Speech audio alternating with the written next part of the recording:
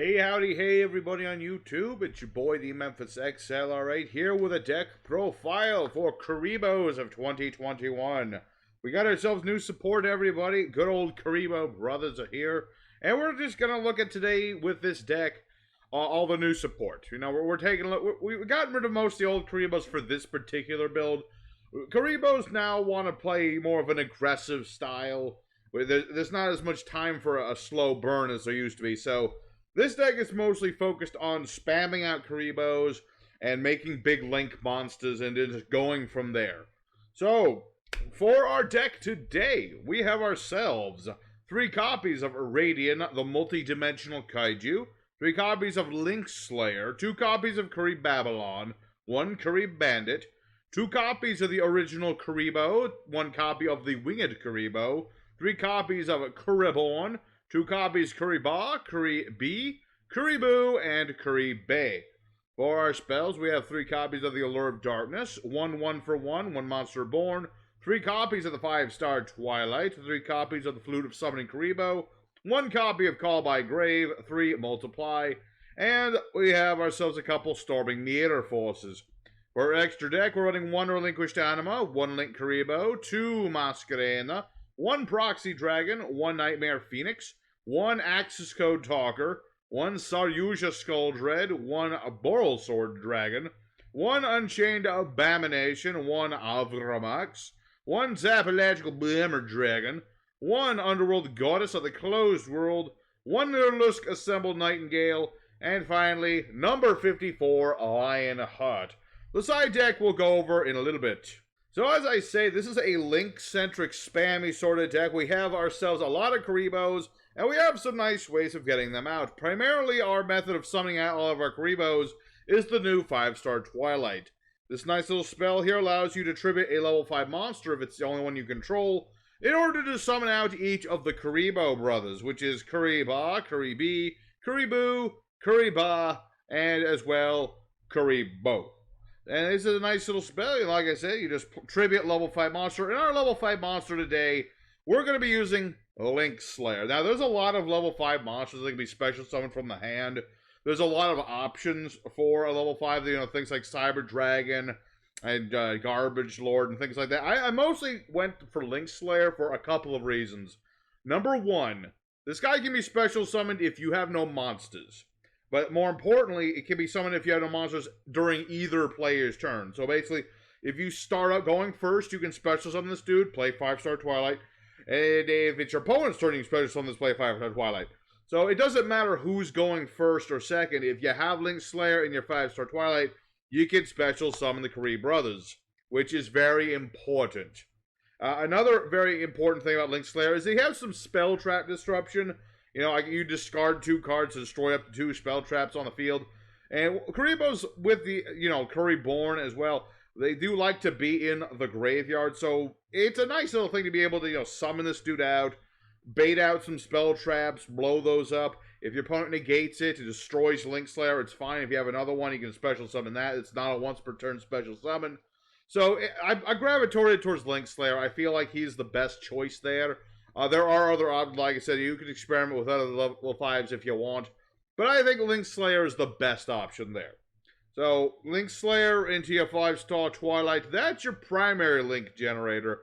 But there's another Link engine in here, which is the original with Multiply.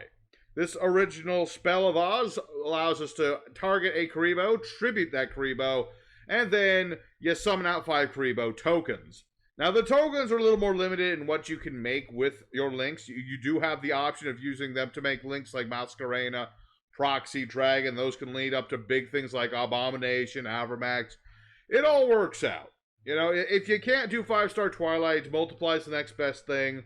Multiply on top of 5-star Twilight is where you get into the crazy big board. That's where you get into the crazy big... If you can resolve Twilight plus Multiply, which is fully possible to do, it's a very powerful setup you got there. So before we get into the actual links and the extra, let's explain a little bit more about the Kuriboh's main deck, which, you know, isn't as important, but it is important to a degree. So, Radian, the multi-dimensional kaiju. You might wonder why he's in here. There's a good reason he's in here. Number one, there's a lot of very disruptive monsters in today's game. Your opponent will just end on like one monster, you know, Dragoon, Crystal Wing, the new Lyrisk Xyz monster, any Utopia monster, things of that nature. Radiant's good for distributing that monster, summoning this dude on the field, and then you can just run over Radiant, because this deck can get rid of Radiant a whole bunch of different ways. You know, it's a much easier thing to deal with Radiant than Red Eyes of Dragoon. Also, Radiant is a dark monster. We're playing the Allure of Darkness. So, you know, good target for Allure of Darkness. Doesn't let your opponent know exactly what you're playing. They know you're playing Kaijus, but they don't know you're playing Kuribohs. So, Radiant, very nice choice there. Next, we have Kuriboh. This is a nice level 5. You don't use him for 5 stars Twilight. Ever, pretty much. You could. In a very certain situation, you could do this. But it's not very frequent to use Kuriboh to use 5-star Twilight. What he's mostly for is a beat stick. Kuriboh, he gains 300 attack and defense for every Kuriboh in your graveyard and that you control. Doesn't count himself, he's not a Kuriboh, which is unfortunate, but it is what it is. But he is a very nice dude. He starts at 1500. You get all the Kuriboh brothers in the grave, which you can easily do using the effect of Kuriboh. Then you can make this guy easily up 1500 extra to 3000 and beyond. He can just keep getting bigger and bigger, Kuriboh, because it doesn't count different names. It doesn't count. You just keep going. Just gets bigger and bigger and bigger. And he's a nice little beat stick. And he also has a nice effect if he happens to get like targeted by something or opponent tries to destroy it. You can tribute Kuriboh in order to summon the Kuriboh brothers back from the hand or your graveyard. So it's a nice little beater that can, dodge out of trouble when need be. So yeah, I run a couple copies of Kuriboh and I work with it just fine. And so you also have Kuribandit, which is not the best monster, but the Kuriboh brothers also support him, as well as he's just good for setting up the grave. During the end phase, your normal summon to Kuriboh, you can tribute him to, excavate 5 cards, get a spell trap, whatever spell you want, whatever trap you want, and then mill the rest of the cards. Like I said, you want Kuribohs in the grave after a while. When you get into the grind game, you want your Kuribohs in the graveyard. Okay, so Kuribandit's good. You can summon him using Kuriboh's effect, or if you brick in your opening hand, but you have Kuribandit, you at least have the potential to set your graveyard up. I don't really need to explain what the OG Kuriboh does. You discard him to, not take damage from a single instance of attack. That's not important. What's important is you use it with Multiply. Alright, so you also have, Wing Kuriboh. I play this as 1 just in case I need to, defend my life points. If this guy gets destroyed, you don't take any damage of the battle variety for the rest of the turn. It's very nice in a pinch. You can summon it off the flute. If you have Kuriboh in the hand, you can discard it in order to bring it back after it's destroyed in battle. Just keep reusing it. It's very nice. So you also have Kuriboh. You want him at 3. If your monster gets destroyed in battle, any monster, you can discard this guy, bring that monster back during the end phase.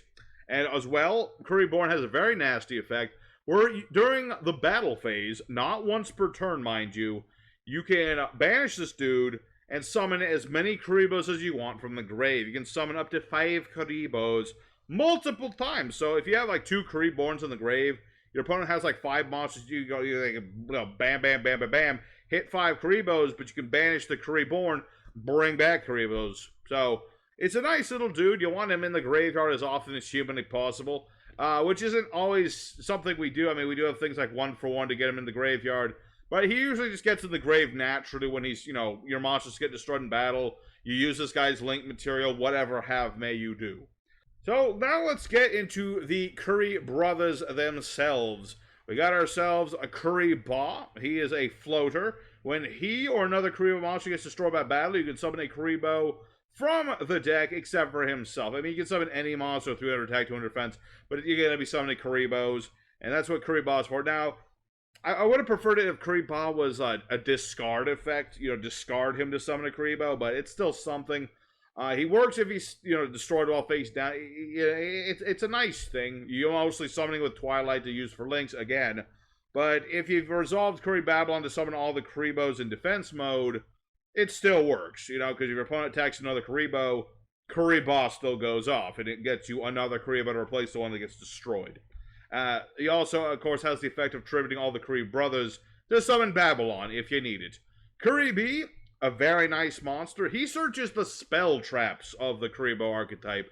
He can search out your multiply, he can search out your 5-star. Again, if he's destroyed by battle or another Kuriboh's destroyed by battle, you know, if you completely brick first turn but you have a Kuriboh, you still have the option of setting Kuriboh, crossing your fingers, and if he gets destroyed in battle and your opponent doesn't ash you, you can search your multiply or your 5-star, whatever you need, and get your place started. Next we have Kuriboh, who I'm pretty sure is just Kuriborn, but he hasn't joined the church yet. This guy does have the discard effect. When the opponent's monster declares an attack, you can discard this dude to add any Kuriboh monster from your deck to your hand except for himself. This is not a once per turn effect. If you have 2 Kuribohs in the hand, you can discard them both to add 2 cards. It's very nice for searching. He also has a ridiculous effect where you can discard a trap to target a monster of your opponent's, and it loses 1500 attack for a turn, which is pretty much irrelevant. I am running traps, but like 99.99% of the time, you're not going to need that effect. It is cool to have it, but you very rarely need it. And finally, of the Kuriboh brothers, we have Kuriboh, who's kind of the meh one, but he also has his uses. So Kuriboh has a quick effect. You can discard him, target a Kuriboh, and it gains a permanent 1500 attack points. That's right, it's very much permanent. You discard this dude, boost a Curry Babylon. He gets huge. It's very nice. And he also has the effect of tributing all the Kuriboh brothers in order to search out Curry Bandit, and then, you know, summoning Curry Bandit, you get an additional normal summon. So, you almost never use that effect either. Unless your opponent hits you with something that stops you from link summoning, you're never going to use this to summon out your Curry Bandit. But it is an option. And last thing to say about the Kuriboh brothers, they all count as Kuribohs, which is important because that way Kuriborn can summon them. Because if they didn't have that effect, you wouldn't really want Kuriborn in here if that was the case. But you know what? Since they all count as Kuribohs, it's beautiful. Very nice synergy there. So the spells, Allure of Darkness, very important for just drawing. You don't want to banish all your copies of Kuriboh or Kuriboh or whatever, because then Twilight does not work. But if you happen to have some Radiance in the hand, or you have one of your extra Kuribohs, and you just really need to draw into a combo piece, I would recommend Allure over, you know, Pot of Extravagance or anything like that, because we need the extra deck. 1-for-1 is just, you know, standard level 1 support. You know, discard a monster, and then summon level 1 monster from the hand of the deck. You know, you're usually summoning things like Kuriboh to use with Multiply, or Kuriborn if you really need it in the graveyard. So, just, you know, that is a very nice cut to have. Monster Born, don't you really need to explain that. Everything you have on the board is good for you. 5-star Twilight, you know, let me explain into that one. You know, you tribute your level 5 monster, like I said, you summon the 5 Kuriboh brothers. You can't tribute them for tribute summon, which is irrelevant, but, you know, it is what it is. You know, you're summoning the Kuriboh brothers. But remember, you have to only have, you know, your level 5 monsters. So that's why 99% of the time you don't use Curry Babylon. Unless, of course, you use, like, you know, 1-for-1 of the Flute to summon a Kuriboh, tribute it for Curry Babylon, and then hit him up with the 5-star Twilight, which you can do if you need to, but you very rarely do it. So, then we have, of course, the Flute that summons Kuriboh, still waiting for the retrain of this card, because this guy can take Kuriboh or the Winged Kuriboh, either add it to your hand or special summon it. It would be amazing if this card searched any Kuriboh monster, but it don't, because, you know, Konami doesn't want to do that because they scaredy little babies. They know how powerful this deck would be if it could do that. But it's still a 3-op stable because it searches all your Kuribohs and your Winged Kuribohs, and it lets you summon them during your opponent's turn or add them to your hand, whatever you need to do. So it's a very nice spell. Call by Grave, I don't need to explain. You know, if you get hit by Ash with this deck, you're going to have a bit of a problem. So I would play this at 3 if I could, but I can't. So at 1 of is what you got to have. Multiply, like I said, tribute Kuriboh, summon tokens. Again, can't tribute them, but you don't care. Also, this is not a once per turn effect. So if you happen to be able to, you know, Kuriboh, multiply, go right ahead. You can do it.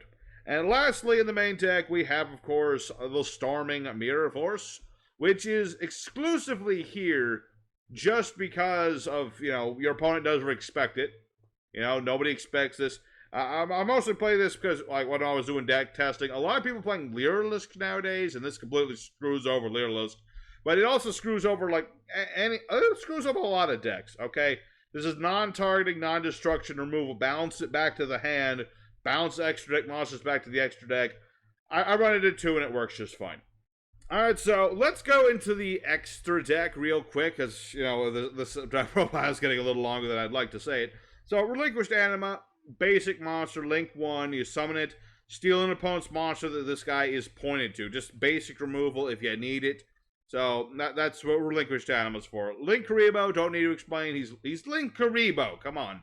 You just use any level 1 monster, he attributes himself in order to reduce a monster's attack to 0. He's a Kuriboh. You can bring him back with Kuriboh. It all works out. Masquerena is in here so that you can give big protection to all of your big Link monsters. You use this as material. That monster can't be destroyed by card effects. Proxy Dragon is in here exclusively because he's a Link 2 that just uses 2 monsters. You can use the tokens, whatever you need. And it's good for building up into things like Abomination, Avermax, using a Masquerena without using all your resources. Same with Nightmare Phoenix. He's just spell trap removal, as well as being an additional attribute for, where did he go? Mr. Access Code Talker, who is our beat stick of a monster. You summon him out, you make him bigger based on whatever you use as Link material. Usually a Link 2, so he'll gain like 2,000 attack points. And you can banish Links from the grave in order to do, blow up stuff. Your opponent can't respond to this. So it's good for finishing games, Mr. Talker. Saryuja, of course, you summon out all the Kree brothers. If you really need to draw into, like, Multiply or something, you really want to draw into Multiply, you make Saryuja. And then you can just get a free draw 4, put 3 cards on the bottom of the deck. It works just fine. Good old Saryuja Skulldrake. Boral Sword, good for OTKs and the like. Lots of big damage. Lots of big damage. Unchained Abomination, just Mr. Pop, Pop, Pop. Just pop the cards. Cards get popped, pop more cards. During the end phase, pop more cards. Card gets beaten in battle, pop that card. Just pop City. That's what he does. Avermax is my preferred going first Link monster. He's got good protection. He can't be targeted. Your opponent's monsters can't target your monsters for attack except for this guy. You use Masquerena. He can't be destroyed by stuff. He beats over special summoned monsters. If he does leave the field, you can spin a card back into the deck. It's a very powerful Link monster, and I usually like to make him going first. It's very easy. 1 proxy, 1 Masquerena, and it works just fine. We also have Tapological Amber Dragon, which, using things like, our Flute or Kuriboh, you can special summon monsters back from the grave to the zones he points to nuke the board, to interrupt your opponent a little bit, use the Flute, whatever you need to do. And, of course, we have Underworld Goddess of the Closed World. Love this gal.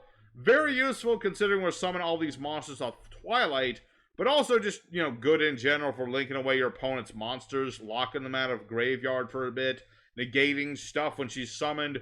Very good lass. Next we have Lyrilusk Assembled Nightingale, which is mostly here if you happen to summon all the Kree brothers when your opponent has low life points. If they have 5,000 left life points, this is the game ender right here. So that's what Assembled Nightingale's in here for, just to be able to use a bunch of materials, make this thing, 1,000 attack, attacks 5 times. And so that's what Assembled Nightingale's for. And finally, we have Lionheart, who is the original boss of the Kuribohs, in my humble opinion, who basically just does, reflecting damage to the opponent. If your opponent has a big beat stick of 3,000 or more, this guy can beat into your opponent's monster, and they take all the damage, which is good for finishing off a lingering opponent, stuff like that. So I run Lionheart at a 1, and it works just fine. Alrighty, so real quick, let's go over the side deck today. There's not a whole lot to talk about, but there's some things. If you want another Storming, go right ahead. If you want more draw and discard to get things in the grave, go for card destruction. Discard cards you don't need for the cards you do need. Just be careful that you don't discard the cards that you did need. You also have Harpy's Feather Duster if you're up against troll decks, things like that. There are a bunch of other links you can run with this deck. I've got Unicorn if you want to use Masquerena to make a Unicorn during your opponent's turn. You got Appaloosa if you want to negate stuff. You can straight make Borland Dragon off of Twilight, but you really don't need to do that. You can make just as powerful a monster with Avermax and like. But if you wanted to throw in some rockets somewhere on the side there, go right ahead. You can make, Kuriboh rockets or something. You also have 5-headed Link Dragon, which is... It's a powerful monster. He's unaffected by other card effects, but he banishes 5 of your cards from the grave, or else he dies. So it's like, you could play him, but you don't want him alive very long. So, you do what you want to do. I wouldn't recommend this guy, but if you wanted to, you very well could. He's very easy to make with this deck. We also have a Divine Arsenal AA Zeus. Very nice Exceed. You can stack on top of an Exceed that battled.